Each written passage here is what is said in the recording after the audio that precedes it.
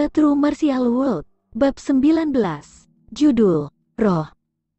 Sebuah kuali seukuran manusia didirikan di tanah penjemuran biji-bijian klan suku Lian. Kuali besar itu diisi dengan air Li-Fire.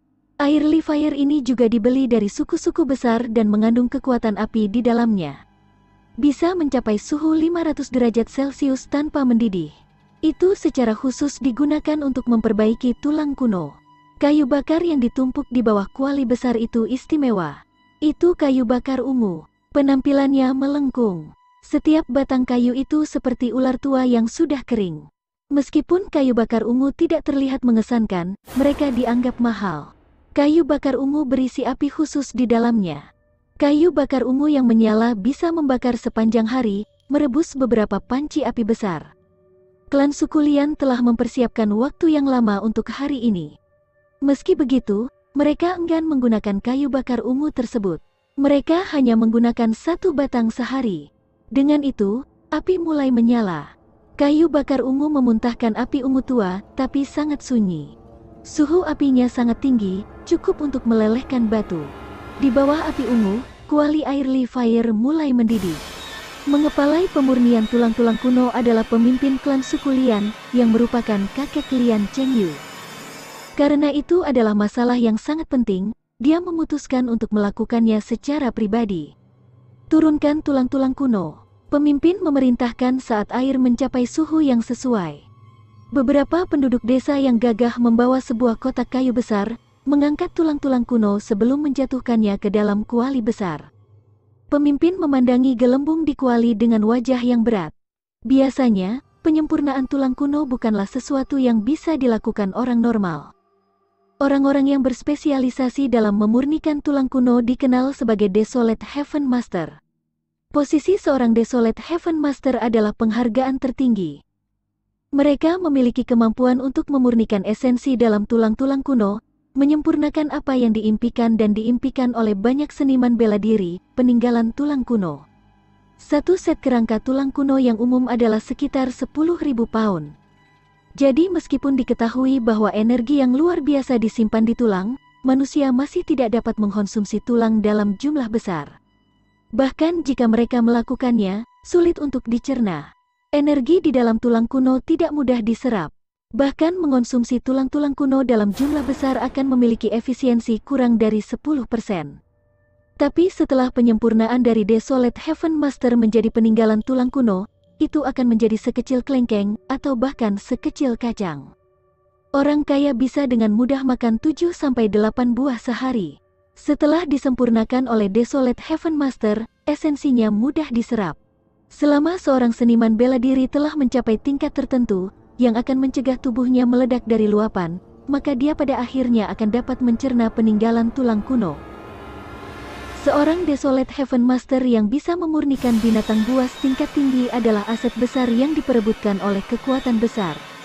Desas-desus mengatakan bahwa guru nasional kerajaan surgawi Tai'ah adalah Desolate Heaven Master. Status dan prestise yang dia nikmati bukanlah hal yang bisa dibayangkan oleh orang biasa. Di dunia ini, ada beberapa tingkatan binatang buas. Beberapa binatang buas bisa membalik 7 lautan, membelah pegunungan. Tulang binatang buas yang sunyi ini bahkan lebih sulit untuk disaring, tidak mungkin bagi orang normal. Ada desas-desus bahwa penguasa surga yang sunyi yang telah mencapai alam yang tak terbayangkan telah menyiapkan sejumlah besar untuk memurnikan tulang-tulang binatang buas kuno. Chimera emas ungu yang membutuhkan waktu 12 tahun. Untuk memperbaiki satu set tulang kuno selama 12 tahun, ditambah dengan identitas misterius orang tersebut membuat legenda itu semakin menawan. Konon pemurnian tersebut menyebabkan wilayah dengan radius 1000 mil berubah menjadi gurun pasir.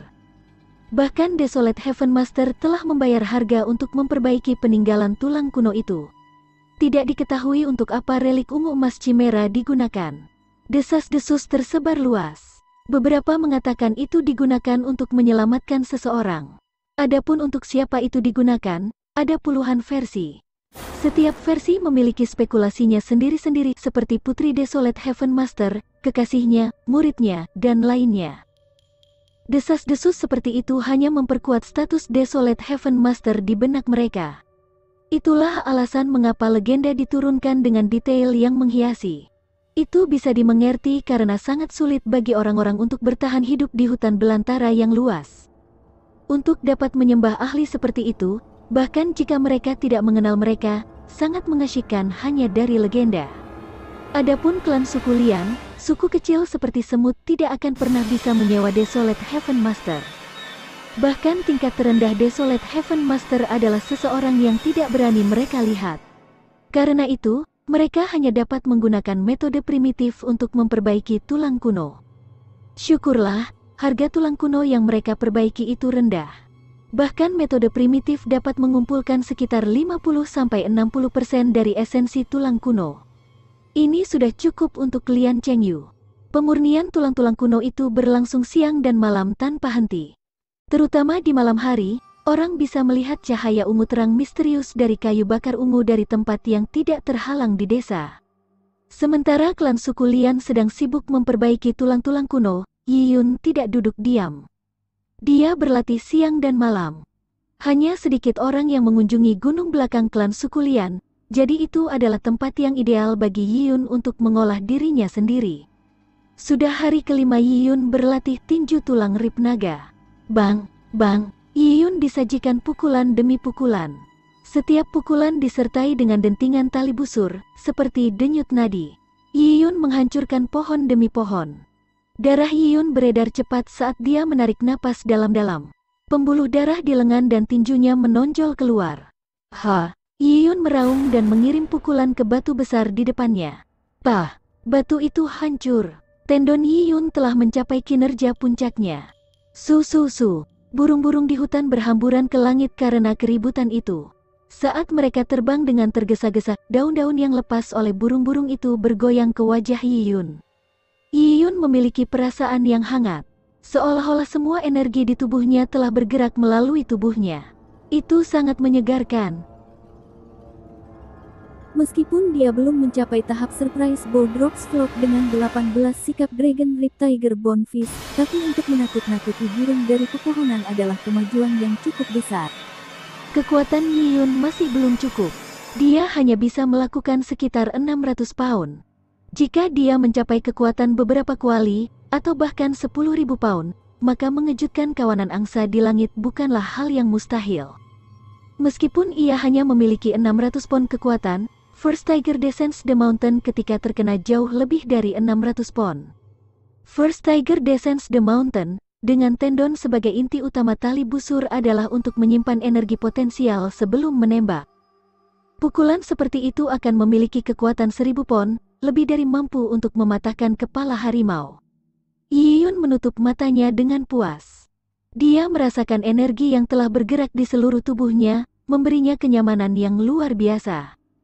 Tanpa disadari, nafas Yi Yun mulai menjadi sangat panjang dan lembut.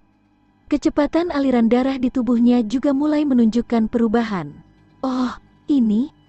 Yi Yun melihat kedua tangannya.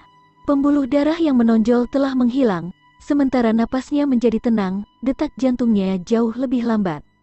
Yi Yun menyadari sesuatu dan melompat berdiri, dia menarik napas dalam-dalam sebelum meludahkannya. Wah! Sebuah gas putih terbang ke depan seperti anak panah untuk jarak 6 meter. Daun yang jatuh tertusuk sebelum berputar keluar.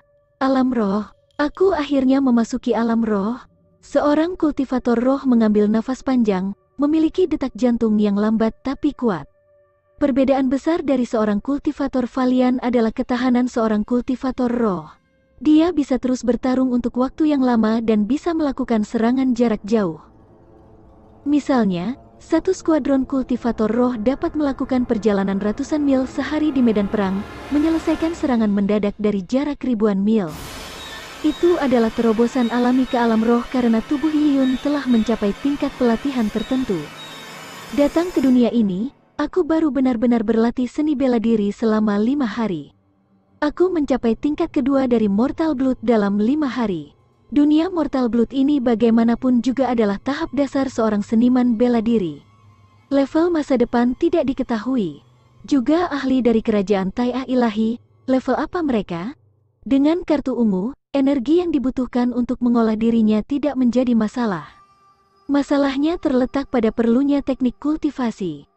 Jika dia tidak memiliki teknik untuk memandu kultivasinya, dia akan menjadi seperti koki dengan banyak bahan yang bagus, tetapi tanpa keterampilan memasak. Dia masih belum bisa memasak makanan enak.